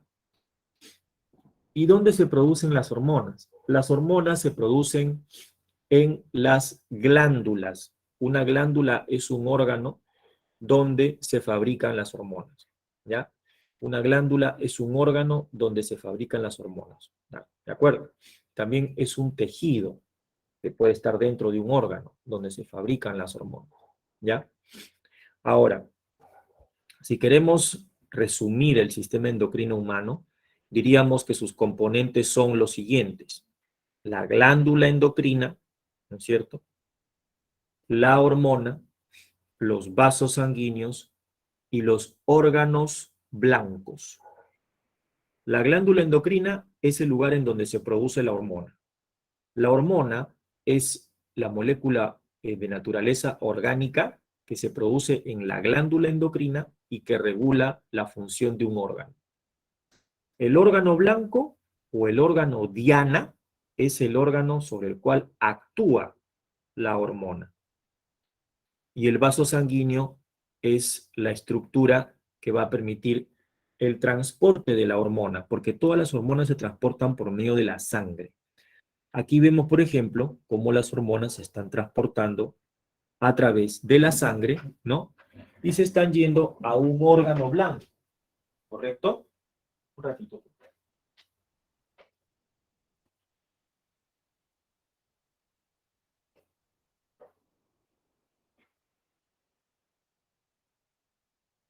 Las hormonas se producen en las glándulas endocrinas, ¿no? Y se desplazan por medio de los vasos sanguíneos a través de la sangre hacia un órgano sobre el cual van a actuar. Ese órgano blanco tiene tejidos, tiene células, y esas células van a ser justamente las que van a recibir a la hormona que va a llegar. ¿De acuerdo? ¿Ya? Estas células, para poder recibir a las hormonas, necesitan receptores, ¿ya? Y los receptores se pueden ubicar, por ejemplo, a nivel de las membranas celulares o se pueden ubicar dentro de las células a nivel del citoplasma. ¿De acuerdo? Nosotros los seres humanos vamos a tener diversos tipos de glándulas endocrinas. Vamos a tener por acá, por ejemplo, vemos la glándula pineal, el hipotálamo, la tiroides, las glándulas suprarrenales, el páncreas, ¿no? Inclusive tenemos glándulas sexuales, ¿no? Como los ovarios, testículos, etc. ¿Ya? Ahora, ¿cómo es digamos, el mecanismo de funcionamiento de una hormona? En primer lugar, vamos a mencionar lo siguiente. Las hormonas tienen una naturaleza química particular. Vamos a encontrar tres tipos de hormonas muy conocidas. Las hormonas peptídicas o proteicas, las hormonas esteroideas y las aminas, ¿de acuerdo? Las hormonas peptídicas y proteicas son aquellas que están formadas de aminoácidos. Están formadas de cadenas de aminoácidos. Pueden ser cadenas cortas o cadenas largas de aminoácidos, ¿no? Por ejemplo, la hormona oxitocina, la ADH, presentan cadenas cortas de aminoácidos, ¿no? Las vamos a ver dentro de un momento. O la insulina, ¿no? La timosina, son hormonas proteicas que ya tienen una gran cantidad de aminoácidos, ¿ya? Después las hormonas esteroideas son aquellas que derivan del colesterol, por ejemplo, las hormonas sexuales, o la aldosterona, el cortisol, por ejemplo, que también lo vamos a ver. Y las hormonas de tipo aminas son aquellas que derivan de los aminoácidos, derivan de los aminoácidos. Por ejemplo, la hormona tiroxina, que se produce en la glándula tiroides, deriva de un aminoácido que se llama tirosina, ¿ya? La histamina deriva de la histidina. La serotonina, la melatonina, que se produce a nivel del cerebro, deriva del aminoácido triptofano, por ejemplo. Pues esas hormonas son hormonas derivadas de aminoácidos, son hormonas aminas, ¿de acuerdo? ¿Cuál es el mecanismo de acción? Hay una activación de receptores de membrana y hay una activación de receptores intracelulares. O sea, en el gráfico que estás observando acá, aquí, esta es la célula blanco, ¿no es cierto? Aquí está su núcleo, su ácido nucleico, y adentro en el citoplasma hay moléculas. Aquí en la membrana hay un receptor que viene a ser esta cosita de color azul, ¿no? Y la hormona está de color rosa, o rosado, o un color medio fucsia, ¿no es cierto? Cuando la hormona es de naturaleza proteica, el receptor se va a encontrar en la membrana celular del órgano blanco. Si la hormona, como vemos aquí, ¿dónde está? Si la hormona es de naturaleza esteroidea, el receptor se va a encontrar en el citoplasma. ¿De acuerdo?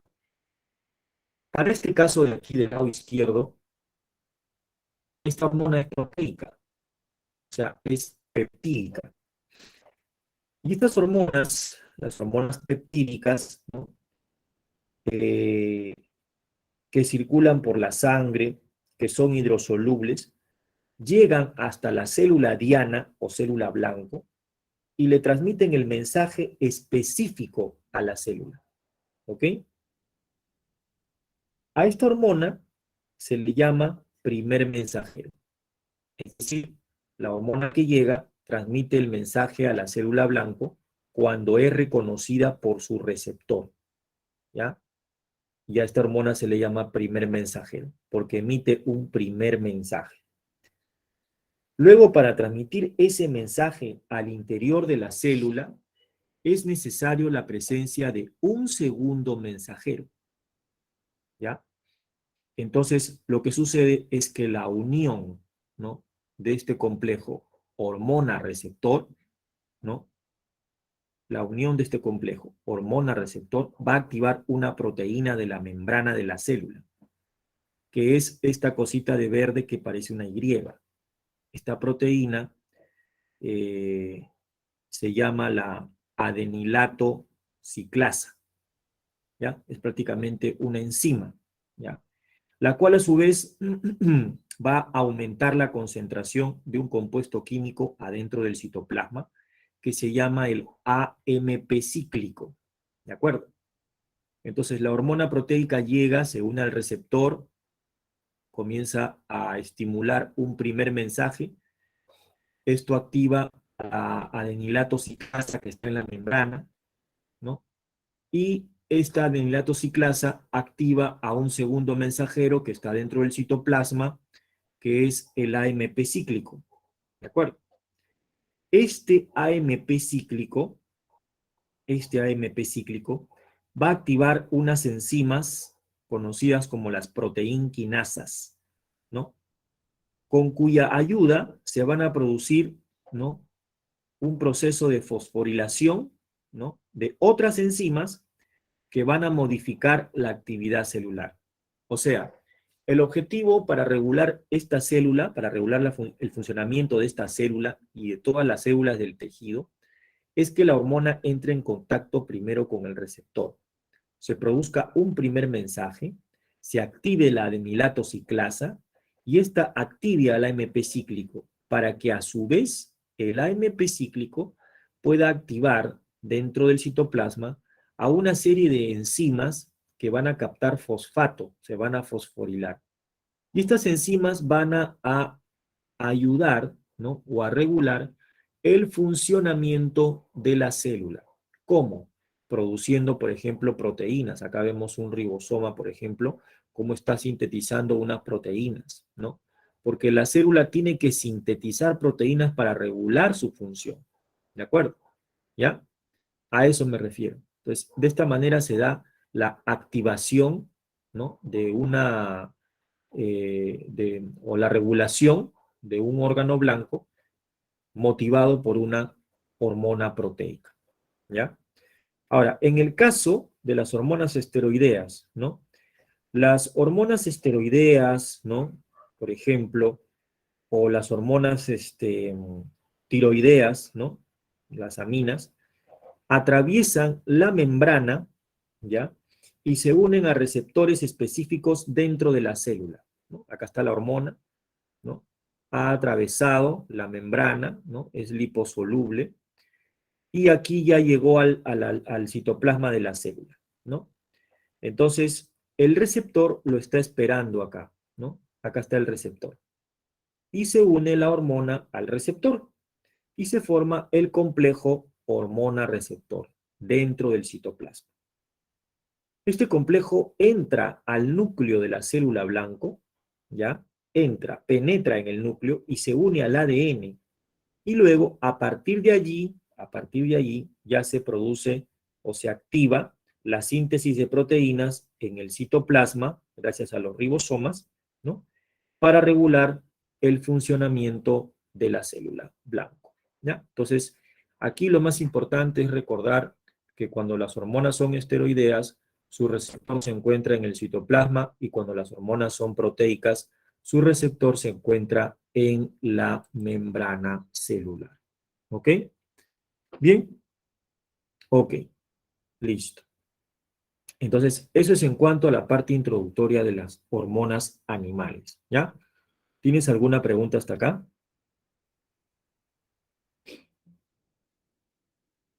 Ok, entonces vamos a continuar. Continuando con la explicación, vamos a pasar ahora a describir cuáles son las principales glándulas y hormonas que tenemos en nuestro cuerpo. Hay dos glándulas, y quiero que por favor las recuerdes muy bien, y creo que de repente muchos ya las conocen porque han estudiado esto en otros cursos de repente, ¿no? En psicología, también en anatomía. Hay dos glándulas importantísimas dentro del cerebro.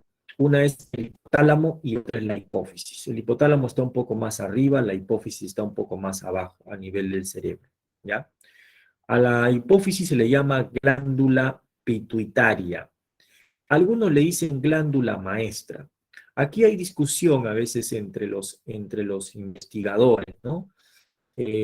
Para muchos anatomistas, la glándula maestra es el hipotálamo, porque el hipotálamo regula a la hipófisis, ¿de acuerdo? ¿Ya? Eso sí es verdad, mira, el hipotálamo está acá, ¿ve? Esto de marroncito es el hipotálamo, y aquí estas dos bolitas que están acá suspendidas es la hipófisis. Y el hipotálamo regula a la hipófisis. El hipotálamo puede estimular a la hipófisis a que libere hormonas, o puede retardar a la hipófisis para que no libere hormonas. ¿Te das cuenta? Por eso para muchos anatomistas la glándula maestra real es la hipófisis. Perdón, es el hipotálamo. Pero si a ti te preguntan quién es la glándula maestra, tú vas a responder de acuerdo a lo que está aquí. La glándula maestra es la pituitaria o hipófisis. ¿Por qué? Porque libera muchas hormonas a la sangre, las cuales van a regular otros órganos importantes. Veamos cuáles son. ¿De acuerdo? Bien. Antes de pasar a describir a estas glándulas y tejidos, ¿no? Ya, déjame ver aquí la siguiente diapositiva, ya me habla de otras glándulas, ¿no? Ok. Antes de pasar a describir a las glándulas y a las hormonas importantes en este sentido, tenemos que mencionar, pues, lo siguiente primero, ¿ya? A nivel del hipotálamo,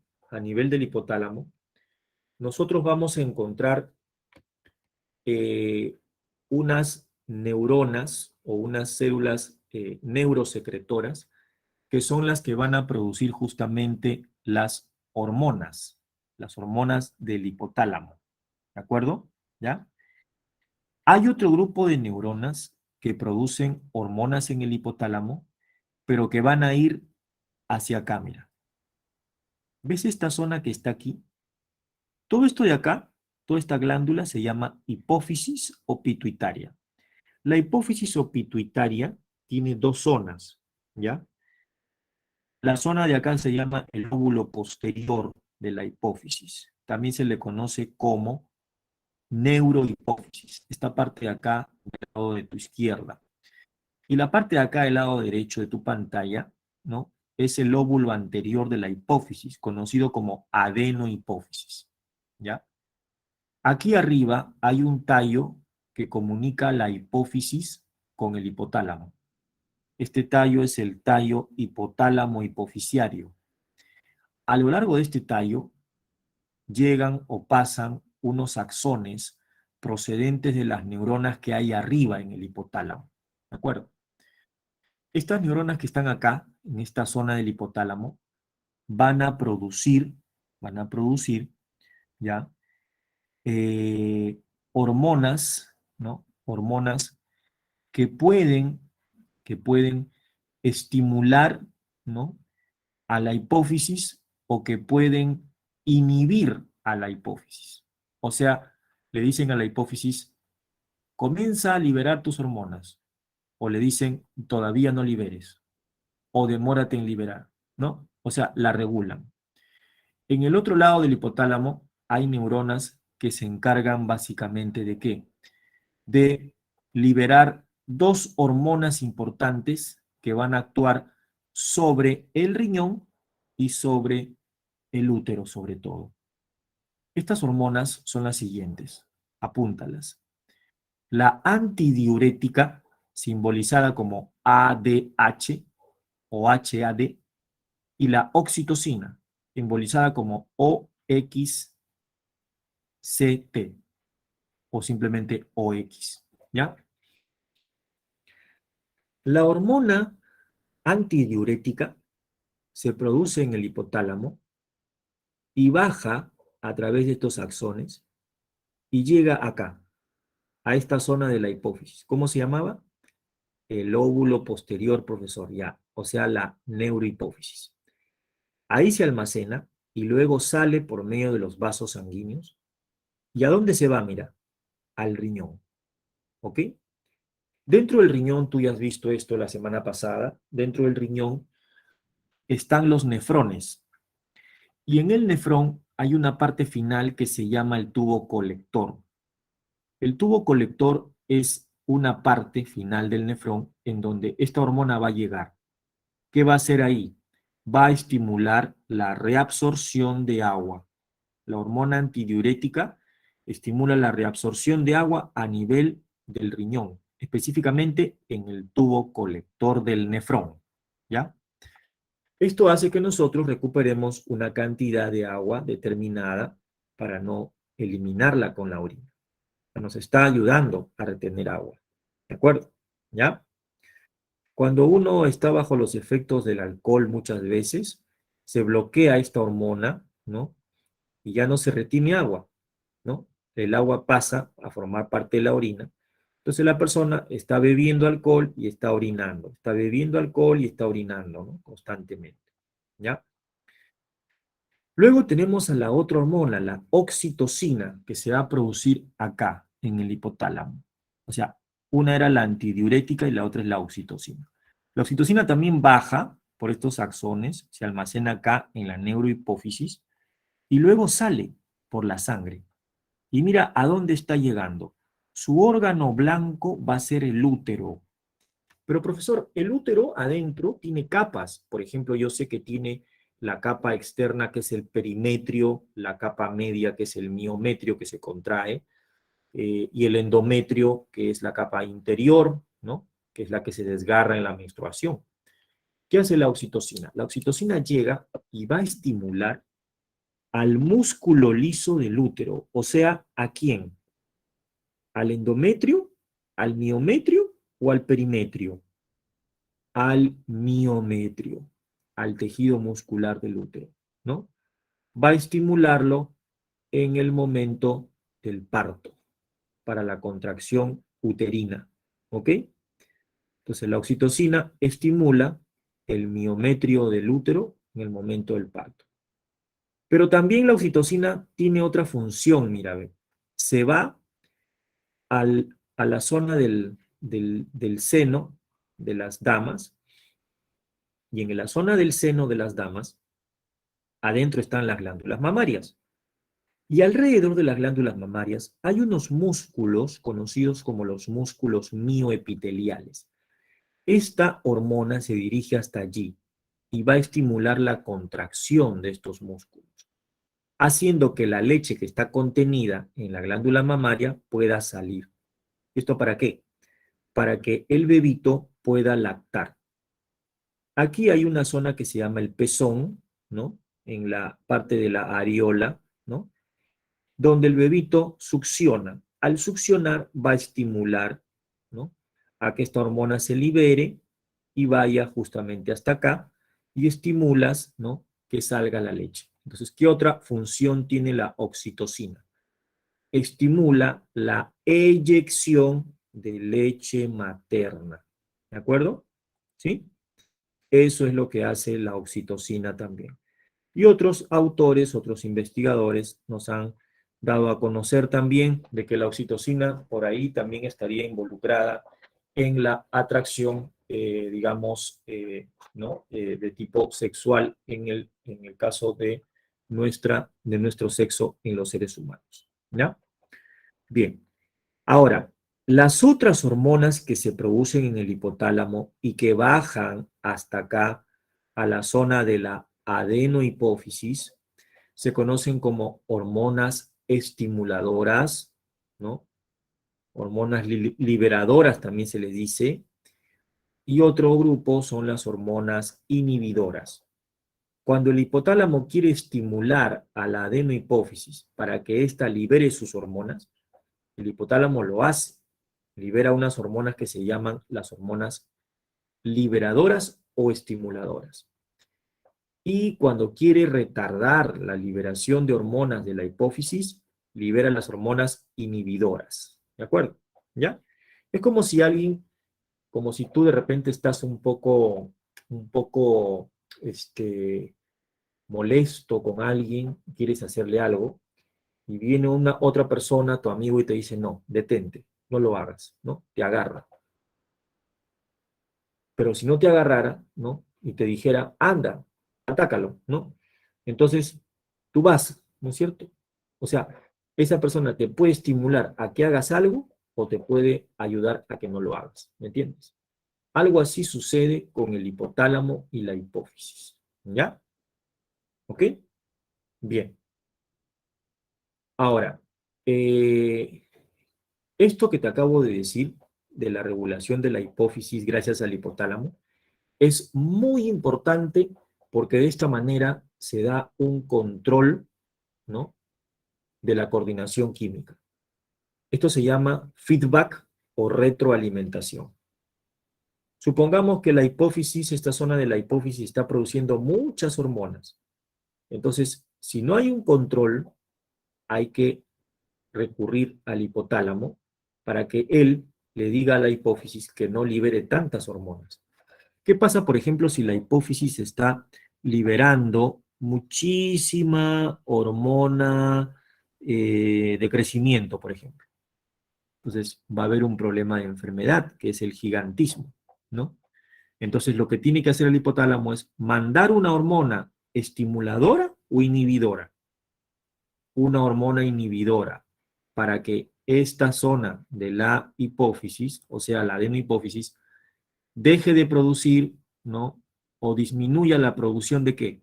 De hormona de crecimiento. De esa manera tú regulas el crecimiento. Pero si la adenohipófisis produce poca hormona de crecimiento, entonces, ¿qué hace el hipotálamo? Le dice a la hipófisis, oye, libérate más hormona, ¿no es cierto? Entonces, ¿qué va a hacer el hipotálamo? Va a liberar una hormona liberadora o estimuladora a la hipófisis, para que la hipófisis libere mayor cantidad de hormona de crecimiento. ¿Ok? Esto se llama retroalimentación o feedback, ¿ya? Por si acaso. Bien, veamos entonces cuáles son las principales hormonas que se producen en justamente la adenohipófisis, ¿ok? Empezamos con la primera. Aquí, la hormona tirotropina, simbolizada como TH. Esta hormona se va a liberar de la adenohipófisis y va a ir directamente a la glándula tiroides. ¿Y qué va a hacer? La va a estimular. O sea, ¿cuál es su función? Estimular a la glándula tiroides para que ella libere sus hormonas. ¿De acuerdo? Para que ella libere sus hormonas. ¿Ya? Esto hace la hormona tirotropina. ¿Cómo la simbolizas? Como TH. ¿Cómo la llamas también? Hormona estimulante de la tiroides. ¿Ya? Bien, me parece que es hora de receso. Vamos a respetar el receso y continuamos después. ¿Ya?